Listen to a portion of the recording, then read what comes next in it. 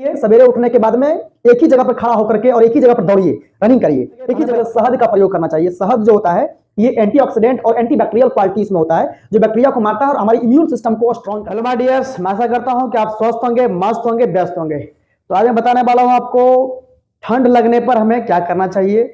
कुछ घरेलू उपाय भी बताएंगे और कुछ दवा के बारे में बताएंगे। देखिए, ठंड लगना ये ठंड के मौसम में कॉमन बातें हैं। कुछ कंट्री है जहां पर कि टेम्परेचर माइनस में होता है, लेकिन हम लोग का कंट्री का टेम्परेचर 4 डिग्री, 5 डिग्री, 2 डिग्री तक पहुंचता है।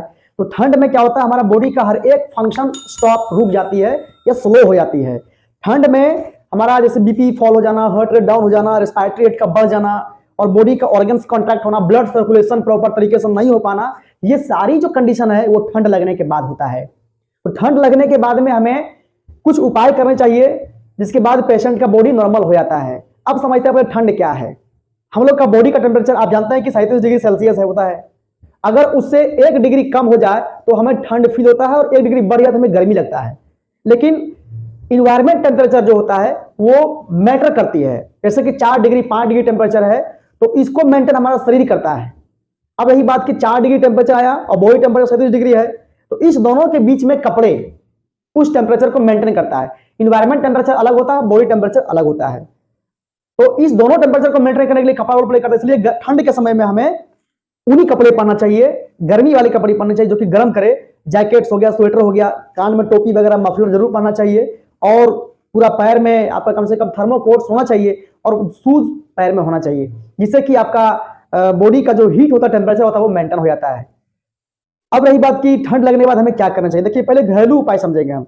ठंड कभी भी लगे तो हमें पहले शहद का प्रयोग करना चाहिए। शहद जो होता है ये एंटीऑक्सीडेंट और एंटीबैक्टीरियल क्वालिटीज में होता है, जो बैक्टीरिया को मारता है और हमारी इम्यून सिस्टम को स्ट्रॉन्ग करता है।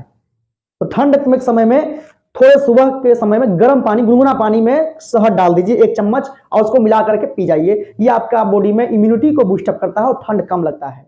दूसरा नंबर जो है वो गुड़ है और उसमें अदरक और घी, इस तीनों को बारीक करके, यानी कि गुड़ और अदरक को दोनों को काट काट करके और इसको घी में फ्राई कर लीजिए। जब फ्राई करने के बाद क्या होगा कि जब गुड़ जब गलेगा तो वो एक गोली की तरह उसको बना लीजिए और बना करके जब भी ठंड लगे उसको सुबह शाम दो गोली खाते रहिए, जिससे कि आपका इम्यूनिटी बूस्टअप होते रहेगा। एक्सरसाइज आपको करना चाहिए। सवेरे उठने के बाद में एक ही जगह पर खड़ा होकर के और एक ही जगह पर दौड़िए, रनिंग करिए एक ही जगह पर खड़ा होकर के। इससे क्या बॉडी का ब्लड सर्कुलेशन फास्ट होगा और इम्यूनिटी सिस्टम आपका स्ट्रांग होगा, ठंड कम लगेगा। ठंड के मौसम में कम से कम आग का सेवन करें, लेकिन रूम हीटर का प्रयोग नहीं करें। रूम हीटर से क्या होता है कि रूम हीट होता है, रूम का मॉइस्चर, ह्यूमिडिटी खत्म हो जाता है और आपको बॉडी में गर्मी लगने लगता है। जिससे क्या होता है कि वो उसमें कार्बन मोनोऑक्साइड नाम का गैस भी बनता है और वो गैस अगर बनेगा तो ऑक्सीजन को कंबाइंड कर लेता है और ऑक्सीजन की सप्लाई रूम में खत्म हो जाएगा। कई जगह सुनने में आया होगा कि हीटर जलने से आग लग गई है, हीटर जलने से आदमी की मौत हो गई है। इसलिए कभी भी ध्यान रहे, हमें हीटर का प्रयोग करना चाहिए, 5 मिनट तक करें, उससे अधिक नहीं करें। बहुत लोग अगर रात भर रूम में हीटर जला के सो गया तो वो चीज गलत है।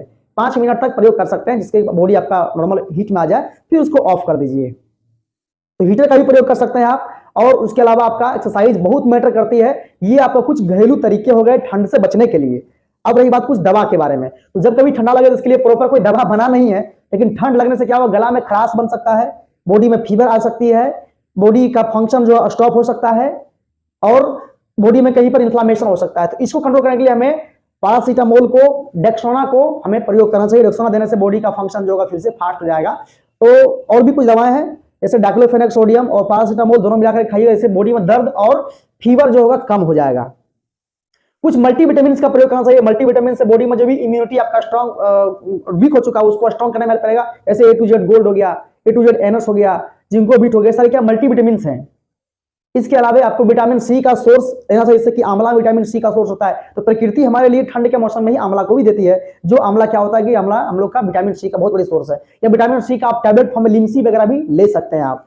तो ये सब क्या है, कुछ मेडिसिन है जिसको लेने के बाद में आपको ठंड से कुछ राहत मिल जाएगी। लेकिन सबसे बड़ी ठंड से बचाव का एक ही उपाय है, आग का सेवन करें कुछ समय तक, उसके बाद में गर्म कपड़े पहने, एक्सरसाइज करें और ठंड में अधिक दूर तक सफर नहीं करें। ठंड में निकलने से बचें, घर में ही कुछ देर तक सेपरेट रहे, धूप निकलने के बाद में ही आप कुछ काम को करें। ये हमारा था पूरा ठंड के बारे में जानकारी। अगर ठंड के बारे में और कुछ जानना हो, कुछ दवा वगैरह, तो आप हमें कमेंट करके बताइए। वीडियो कैसा लगा आप जरूर बताइए। फिलहाल आपका दिन शुभ हो, मंगलमय हो और ठंड से बचते रहिए और हंसते रहिए। यही आशा विश्वास के साथ में धन्यवाद।